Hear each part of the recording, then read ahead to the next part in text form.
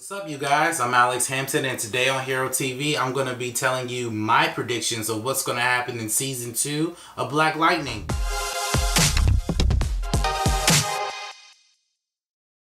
So, coming back from a great Season 1 of Black Lightning, I think that in Season 2, we're going to see a lot of evolution in all the characters. Like, I think we're going to see more character development within the cop. The cop who's now the commissioner. I do believe we'll see more development in Jennifer's character, Thunder, and also Black Lightning, Jefferson Pierce. So here are my predictions. I do think that we'll see Jefferson basically coming into his own, of seeing his versatile of how he uses his powers / fighting styles. If you've ever read a Black Lightning comic book, you notice that Black Lightning can use his powers in many ways in different forms. So I think that we'll see a lot of that within Jefferson Pierce's powers. I want to see the different elements of how he can basically push himself and take out any criminals that he can. So I honestly do believe, my prediction is that they're probably going to take away his job at being a principal. I think that something's going to happen where Tobias is going to run amok and they're going to strip him from being a principal, and he'll probably be outed as Black Lightning to the world. I think that may happen. I also think that Thunder, the character who plays Thunder, I believe that she's going to probably build her own team called the Outsiders. It was teased in Season 1 that we saw a comic book of the Outsiders. And anybody who's ever read a DC comic book knows that the Outsiders is a part of the DC Comics lore, and it's also basically a small version of like the Teen Titans. I think that she will probably basically look for other heroes or other people who have abilities and save the city of Freeland. So I think because I think the only reason why she may do that is to either step out on her own, or to basically her and her father get into a fight and she just walks away and just does her own thing. I also think Jennifer is going to become Lightning and want to be more of a hero and use her powers for good or even for selfish reasons. If you ever read the comic books of Black Lightning, it is a family unit where they fight together. However, the way the show has structured itself, it could turn in any way. Like, we could see that Thunder is a very independent woman. We also see that Jennifer is a very independent woman too.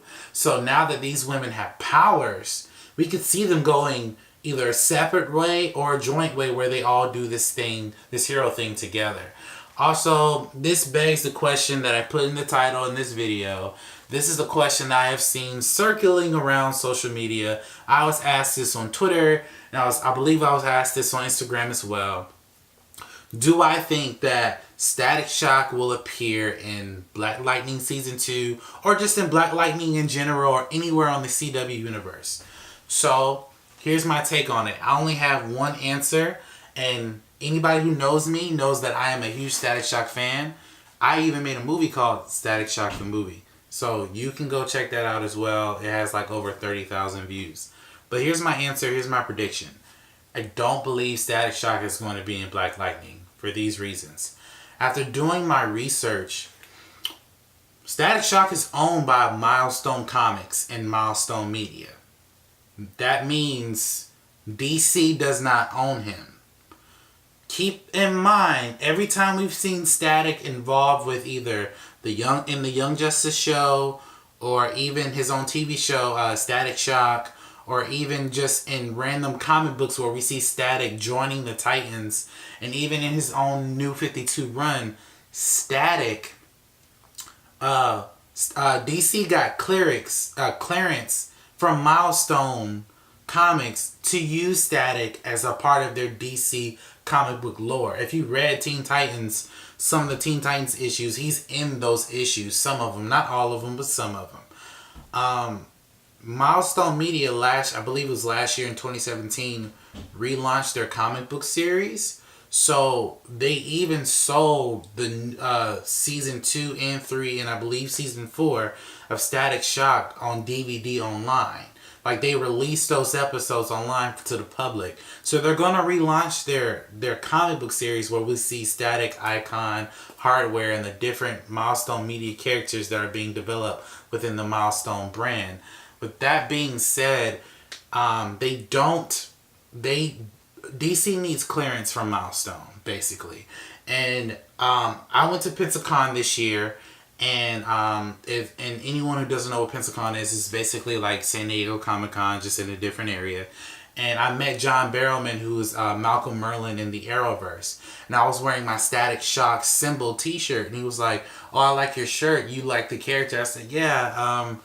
I just had a question. Do you think Static Shock would be in the CW universe?" He said, "Well, we did have conversations about introducing the character in the universe. There was actual table reads for the character. The problem was scheduling and clearance. Again, DC does not own the rights to Static. Milestone Media does. And I'm not saying we will never see him. I'm just saying for right now, we probably will not see him in season 2 or any form of live action on any CW or any movie universe anytime soon, due to the fact that, again, he's not owned by DC. So, but we will see Static in Young Justice season 3, which is a plus. But that's my answer to that. If there were a version where we would see Static, I do believe we'll probably see Virgil at 10 Freeland High School. Mind you, when Virgil got his powers, he was like 14, 15 years old. And he was in high school. So we could see that. But given the fact of his comic book origin, he's from Dakota. You know what I'm saying? Freeland is a whole different city. So again, they could change that. It's the CW, so they could change it. But those are my predictions, what I believe are going to happen in season 2. Thank you for watching this video. You guys have been an awesome audience. And by the way, I'm being sponsored by Squad Block Comics. Go get their subscription on May 5th. Go visit all of their websites like Facebook.com/SquadBlockComics. Also follow them on Twitter and also follow them on Instagram. They are an amazing comic book shop who produces comics that recognizes superheroes of color. So they're a really good comic book store.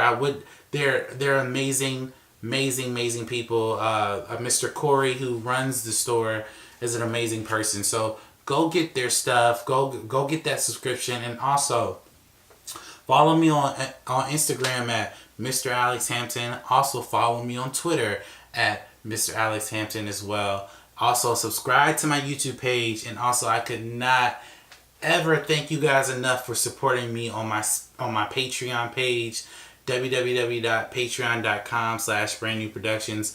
You guys have been awesome. I would encourage you to donate if you can. If you can't, that's fine. I'm still going to be making my own short films and videos. You guys have been amazing, and you guys have a great day.